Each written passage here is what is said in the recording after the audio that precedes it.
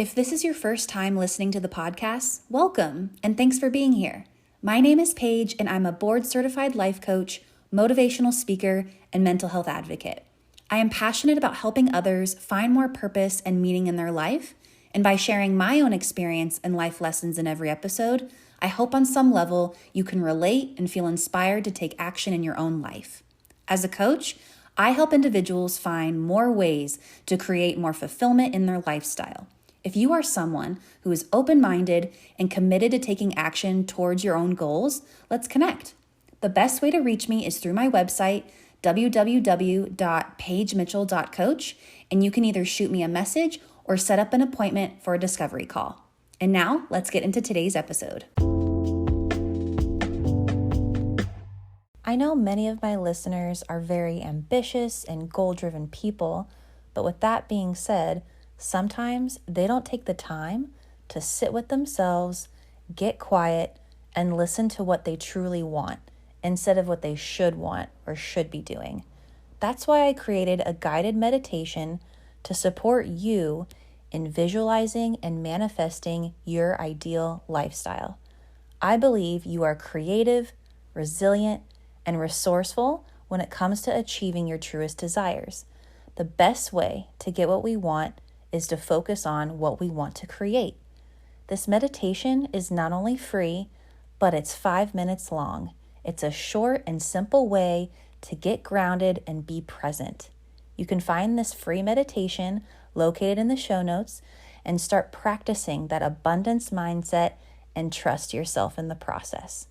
Download this free meditation so it's ready at your fingertips whenever you need to just hone in on your truest desires. I would love to hear from you once you downloaded this meditation and start to notice the changes happening in your life. Send me a message on Instagram at paigemitchell.coach or take a screenshot of this episode and tag me to let me know you are on the path of visualizing your ideal lifestyle. Video Ask is a conversational app that allows you to have personalized interactions with your audience. From education to recruitment to sales, many professionals have moved to video interactions to connect on a more personal level and at scale. Video Ask lets you interact face-to-face with short video chats and funnels. I have been using this platform ever since I started my business, and it's really helped me build my coaching rapport with my clients and up-leveled my marketing.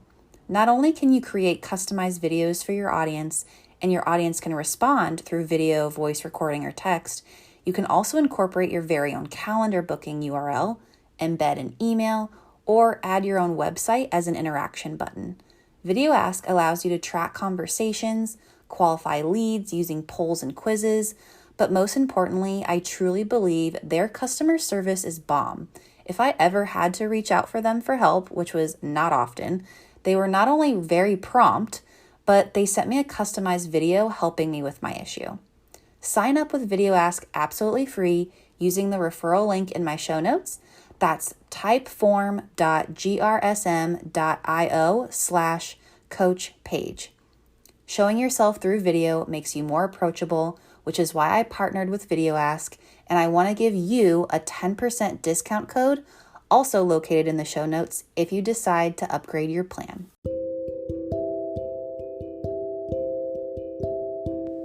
And now back to the show.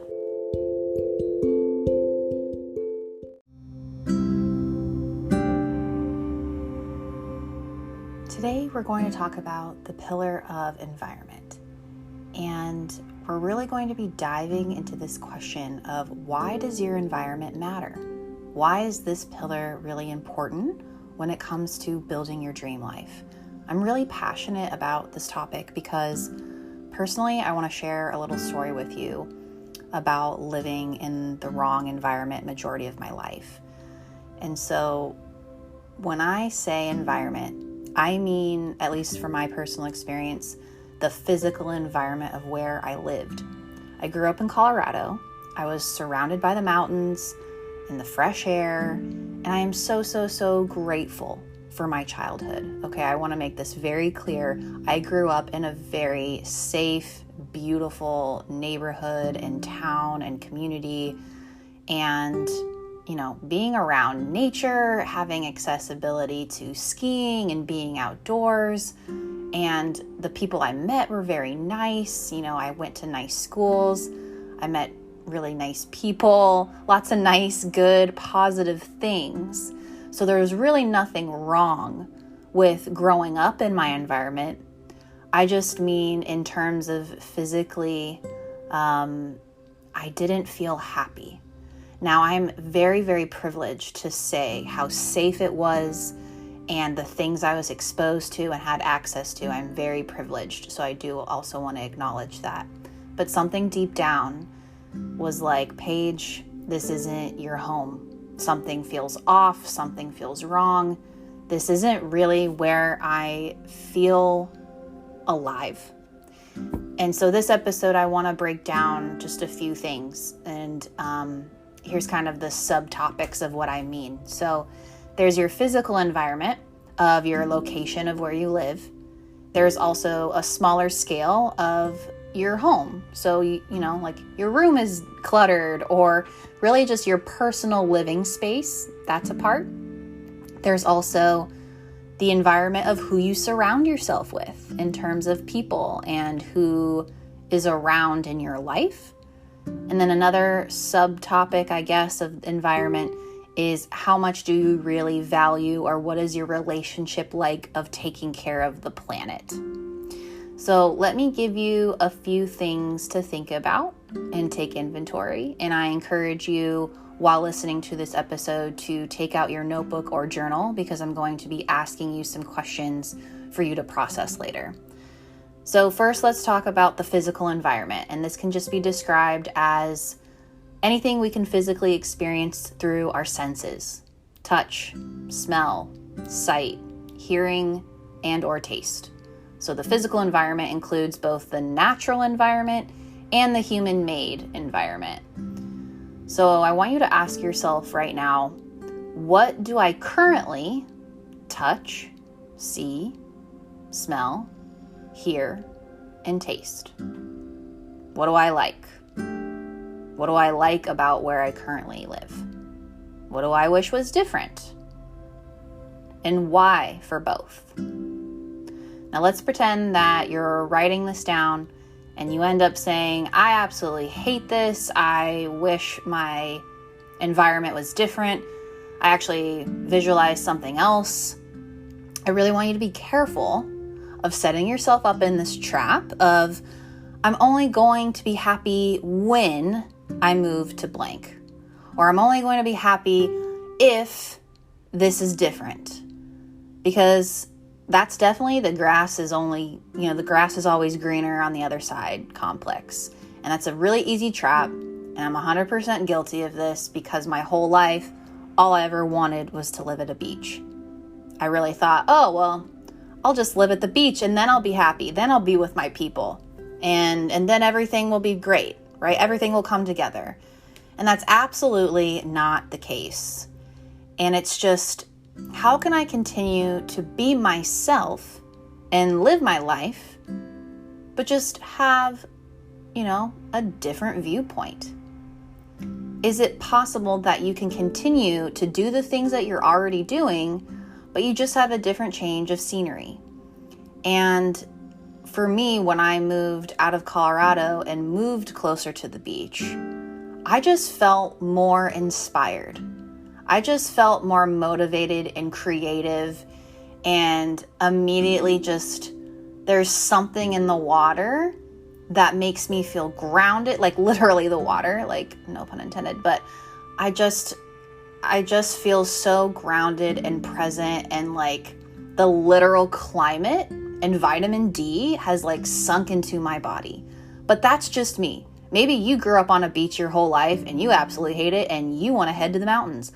It really just depends, right? No matter where you are in this world, or city to, small town, like whatever it is, I just know that environment plays a factor of our mental health and well-being.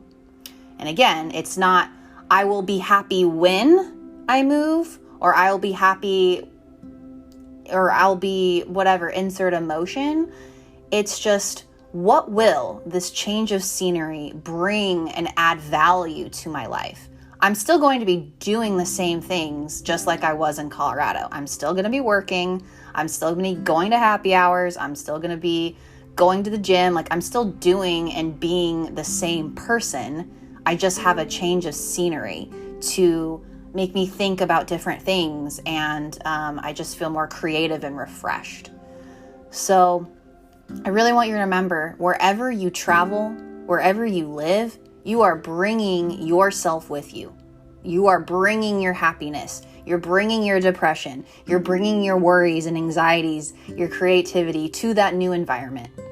And for me, I really have to deal with that. And I have to understand who I am, what I want, why I want it, and really, really check in that I'm not just blaming an environment or making it as an excuse, and that things will just magically get better. So really assess, if you do want to change it up in any way, why do you want to change it up, and what will that bring and add value to your life if you did? Not necessarily solve your problems, okay? So I guess if we can just be really specific. So let's just say, for example, you're living in the city and you really see yourself maybe living on a farm, raising animals, planting your own food. How is your life going to be different? What is it about this environment that will help your mental health, your physical health, and how will this environment really change your reality? And so just think about it, take some time, really journal and process that for yourself so that you can really uncover more and more answers about your environment. And the next part that I think we could get into right now is just the concept of decluttering your life. And when I say declutter, I'm not just talking about going through your junk drawer and getting rid of things or emptying bins in your garage. I mean, literally decluttering your life. What are the things in your life that are really toxic that you need to let go of? Maybe that's beliefs. Maybe that's negative self-talk. What do we need to declutter out of our life? So I want you to also journal about that.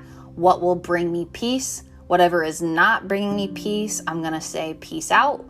I need to walk away. How else can I release anything toxic from my life? And so the next part I want to discuss with you is your personal living space. Just like spring cleaning, rather than, dedicating one season to a year, like a year of decluttering and getting organized, right? Like, instead of just spring cleaning, think about the whole year of decluttering, right? I think for me, I really I won't say I enjoy cleaning. I admit that, I don't love doing the dishes. I don't love cleaning or deep cleaning like some people do, but I do love organizing. It's one of my little tics. I don't know. It just putting things in its places make me feel good. So I've gotten the habit of, when I see a mess, I do it right away. I clean right away. And that's just because I'm setting myself up for success for future Paige. So I'm basically prepping for the next thing. So here's some maybe decluttering examples, right? That, again, these are some more journal prompts. These are just some more questions of decluttering all year round. And I'm not just talking about your physical home, but I'm also talking about mentally, right? So some categories. So there's deep clean. What in my life needs to be looked at more deeply? What's getting in the way of elevating your life? Do you need to go to therapy? Do you need to go on a solo trip, right? And the next one is organize. So what habits will you get closer to your goal? What do you need to implement? What rituals do you need to set in place? How can you set yourself up for success? And, organizing for me is just assessing, doing an inventory. So what is one new habit that I can incorporate that will keep me from sabotaging my progress? What can I do today to just plant to see that I can harvest later in the year, right? It's like a little seed. What can I do today that will help me? another part, right, of decluttering and just kind of getting organized with that is what or who needs to be removed. What is a belief system that is hurting me? What is negative self-talk that is being disguised as helpful, but it's really just sabotaging me? You know, what boundaries do I need to set maybe with myself or other people?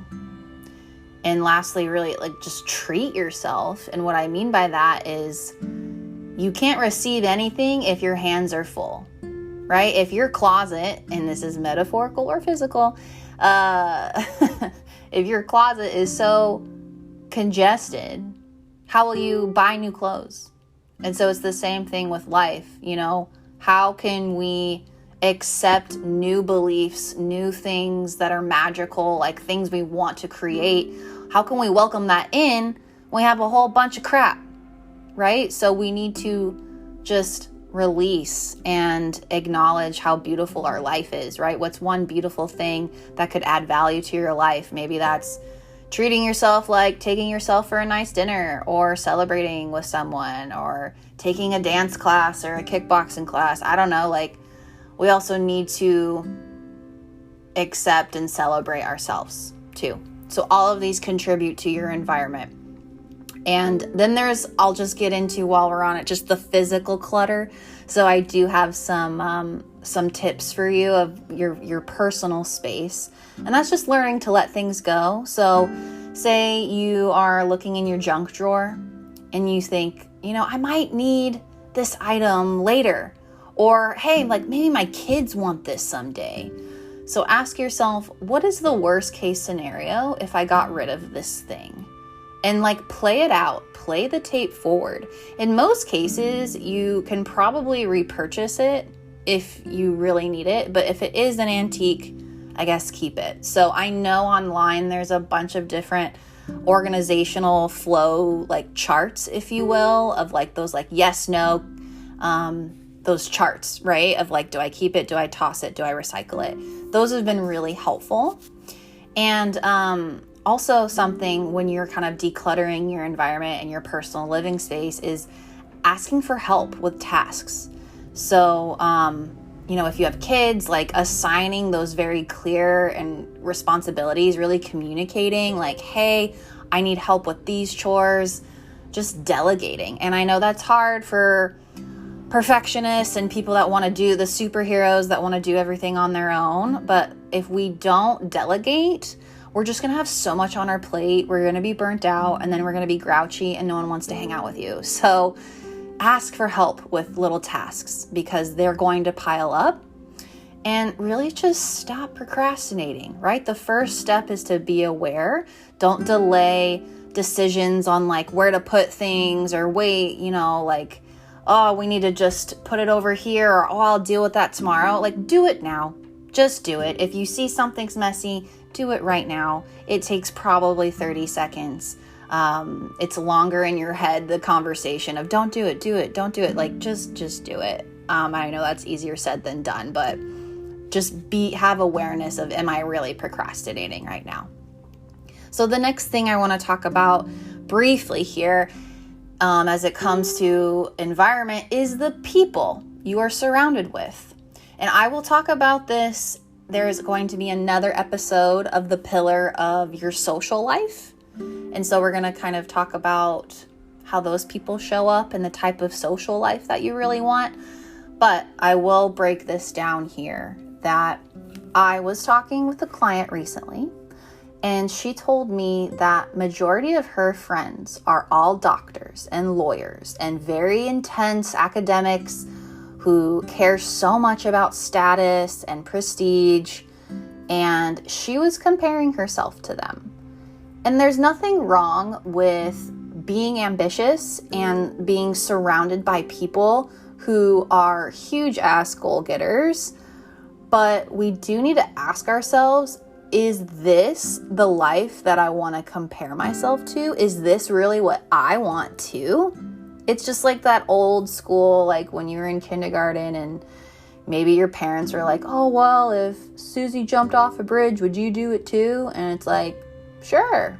You know, like we're constantly with our peers, just like looking at what they're doing and then asking ourselves, is this what I want to do too? Well, everyone else is doing it. So it's totally natural to compare yourself. And like I said, like if you want to be friends with a whole bunch of high achievers, that's probably gonna influence you in somehow too. There's no negatives here. I'm not saying there's no judgment, but I want us to practice this awareness. And so if we think of this as just a sociology experiment with group dynamics, our peers shape our identity.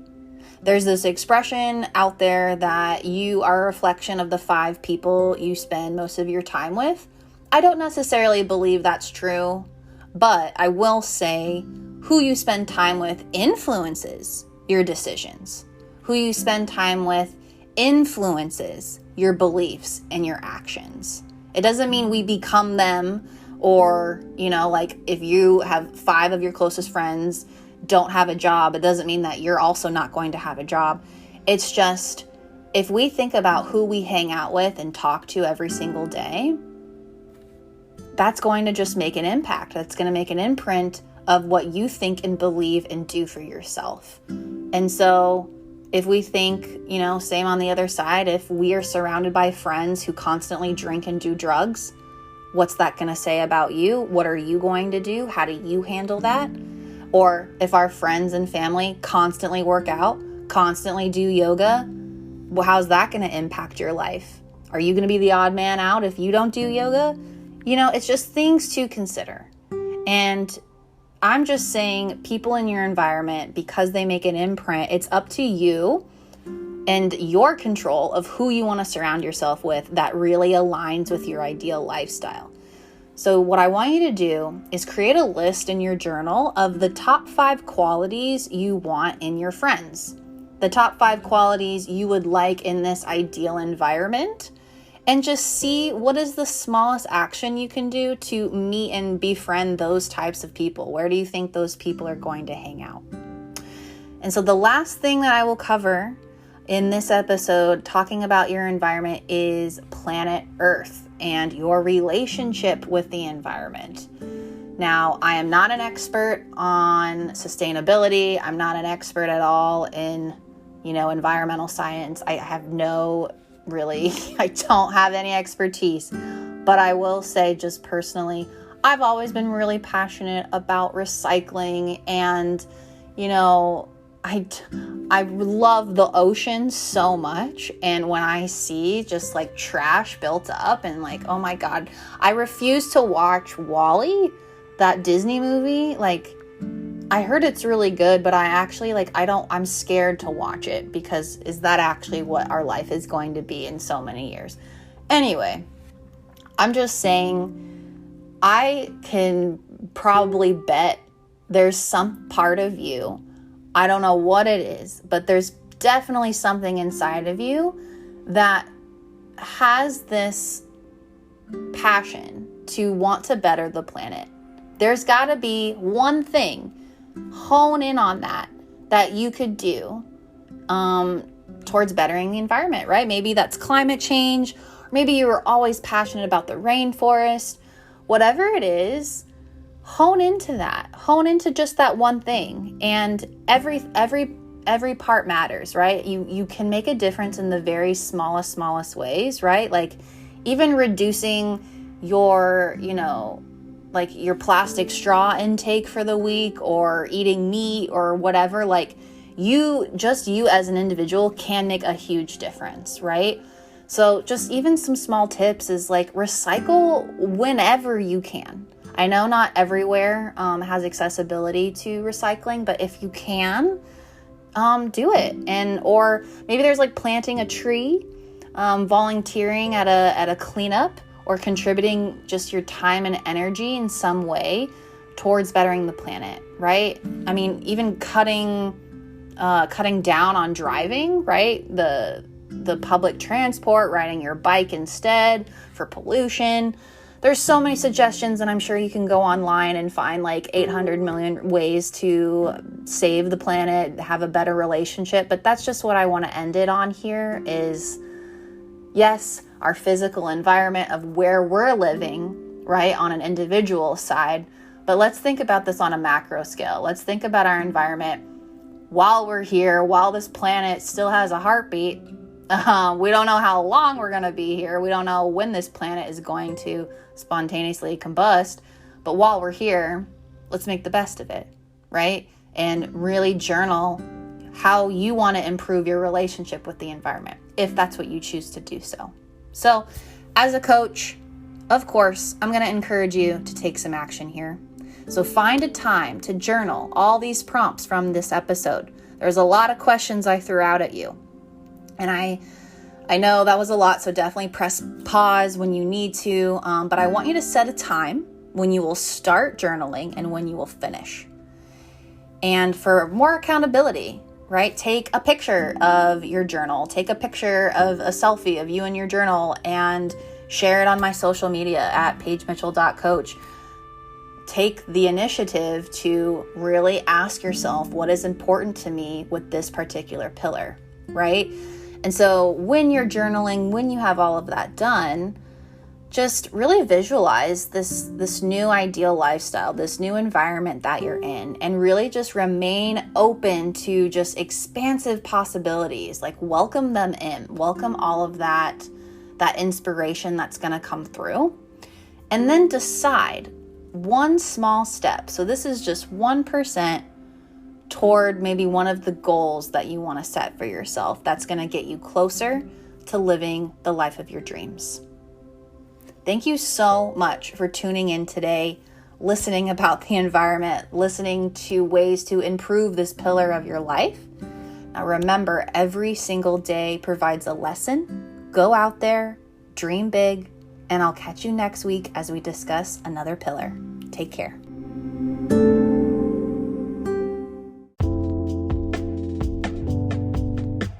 If this podcast truly resonates with you, take a screenshot of the episode and share it on your social media story.